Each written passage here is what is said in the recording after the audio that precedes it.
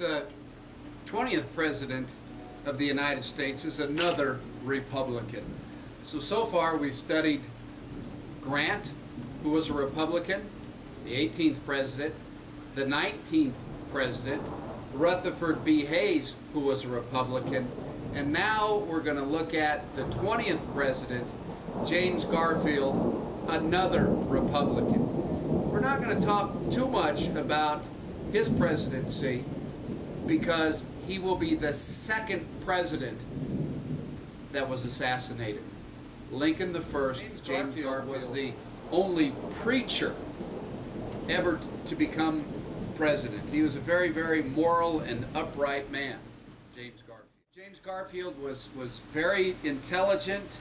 He had one passion in life. He loved to watch baseball, like so many other people did at that time and do today.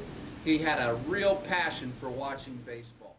When James Garfield was elected, he promised that he was going to fight corruption.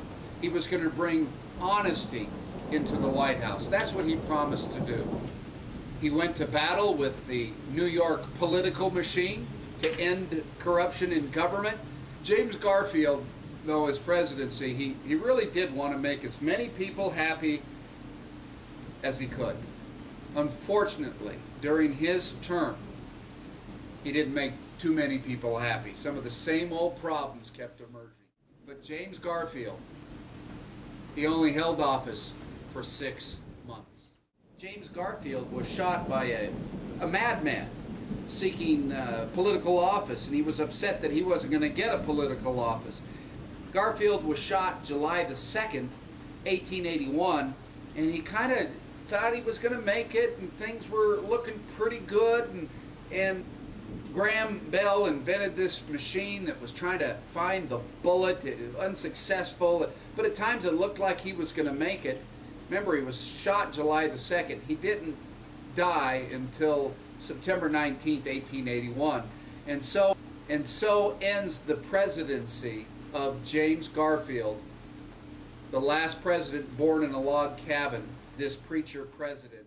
On July 2nd, 1881, that terribly hot day, Guiteau holed himself up in his room, first in room 222 in the Rig Hotel in Washington, writing as usual. When he set out to kill President Garfield, he had with him a gun, an autobiography, and his book. He took a carriage to the Baltimore and Potomac Depot to intercept vacation-bound Garfield. Guiteau told the cab driver to wait. He would be going to jail momentarily.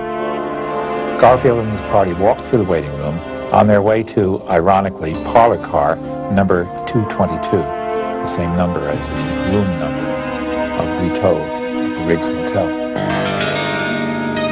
Guiteau approached Garfield from behind, took out his revolver, and shot Garfield in the back. The bullet pierced the nape and lodged in Garfield's pancreas. Guiteau fired again, very wildly. Garfield fell to the floor, crushing his silk top hat.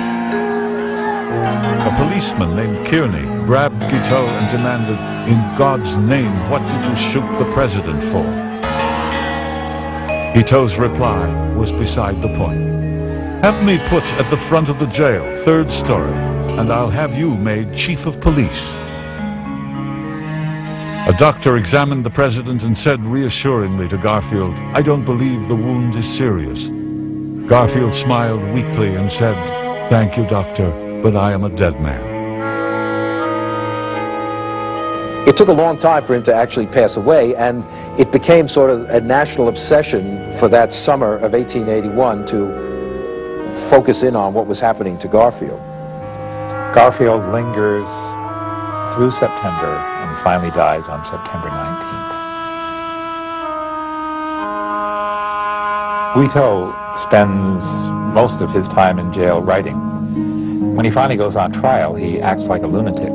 He sings, he quotes from his autobiography, he scolds people in the jury and in the courtroom.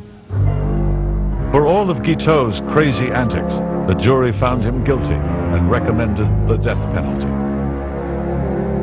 Guiteau was so supremely confident of the righteousness of his act that the last words he uttered before he was dropped on the gallows was glory, glory, glory. Guiteau went to his death on the gallows believing that memorials would be erected in his honor once the nation recognized what a service he had rendered in assassinating